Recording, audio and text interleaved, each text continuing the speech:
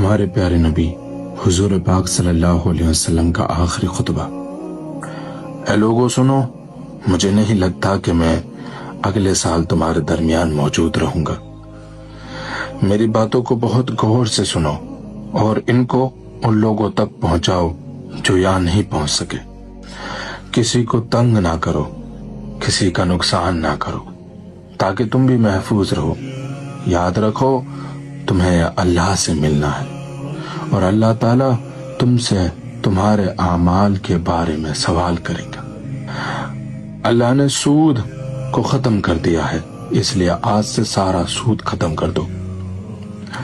تم عورتوں پر حق رکھتے ہو اور وہ بھی تم پر حق رکھتی ہیں۔ جب وہ اپنے حقوق پورا کر رہی ہیں تو تم بھی ان کی ساری ذمہ داریاں پوری کرو۔ عورتوں کے بارے میں نرمی کا رویہ اختیار کرو، کیونکہ وہ تمہاری شریک حیات اور بے لوش خدمت گزار ہیں۔ ابھی زنا کے قریب مت جانا۔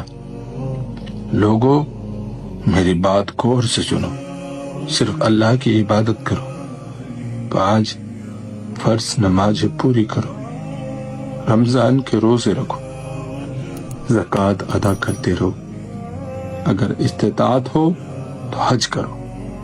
ہر مسلمان دوسرے مسلمان کا بھائی ہے۔ تم سب اللہ کی نظر میں برابر ہو، برتری صرف تقوی کی وجہ سے ہے۔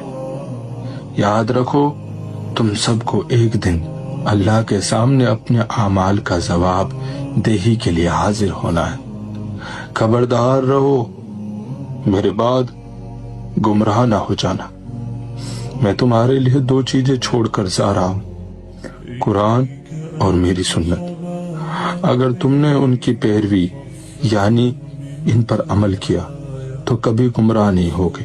یاد رکھنا میرے بعد کوئی نبی نہیں آنے والا اور نہ ہی کوئی دین لایا جائے گا۔ میری باتیں اچھی طرح سمجھ لو۔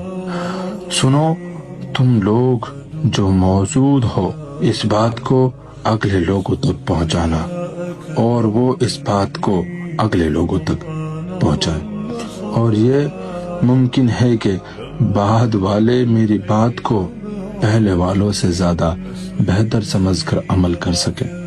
پھر آپ نے آسمان کی طرف اپنا مبارک چہرہ اٹھایا اور کہا، اے اللہ گواہ رہنا، میں نے تیرا پیغام تیرے بندوں تک پہنچا دی۔ میں اپنے نبی صلی اللہ علیہ وسلم کا فرمان